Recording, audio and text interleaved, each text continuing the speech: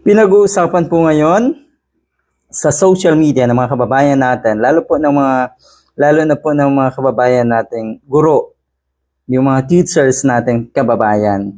Yung pahayag netong si Attorney Claire Castro tungkol nga dun sa shooting incident na nangyari sa isa na namang eskwelahan.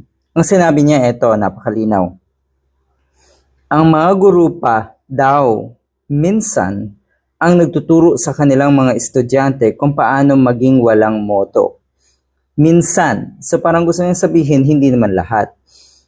Siguro ang tinutukoy ni Attorney Claire Castro dito ay yung isang guro na tila ba tinuruan yung kanyang estudyante kung paanong i-address ang ating Pangulo, yung bangag at kung ano-ano pa. Kung naalala niyo po yun, nag-apologize na naman po yung guro na yon.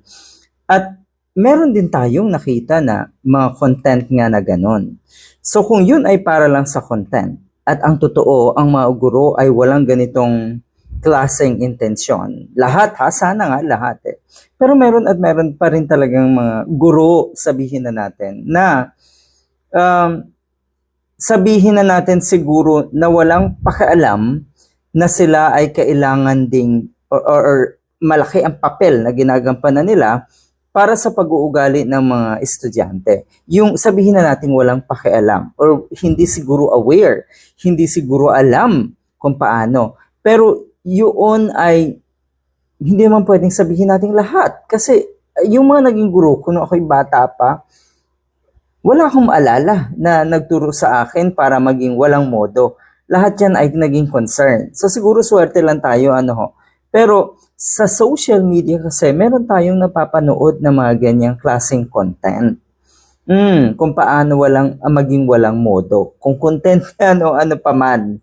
Anyway, so yan po ang binitawang salita ni Attorney Claire Castro na umani siyempre ng sangkaterbang pambabatikos.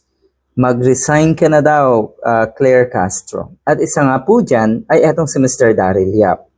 Ang sabi niya, ang tatay at nanay ko ay parehas retired public school teacher. Kaya naman, minura niya si Attorney Claire Castro. Putang, yan. Pero ang hindi niya alam, dahil personality itong si Mr. Daryl Yap, ang hindi niya nakita sa kanyang statement na ito ay ganito. Ang sinabi ng isang netizen, ironically, Daryl Yap proved the point of Attorney Claire Castro. The latter did not say all teachers, I mean si Attorney Claire Castro, wala siyang sinabing lahat ng guro. But some teachers, parang inamin na rin daw netong si Daryl Yap, nakasama doon sa some teachers, yung mga parents niya. Bakit ikamo? Dahil mismo sa kanyang pananalita na ito. At bukod dyan, marami pa pong pananalita si Mr. Daryl Yap na hindi mo aakalain, ngayon ko rin lang nalaman na siya pala ay anak ng parehong guro. Nako.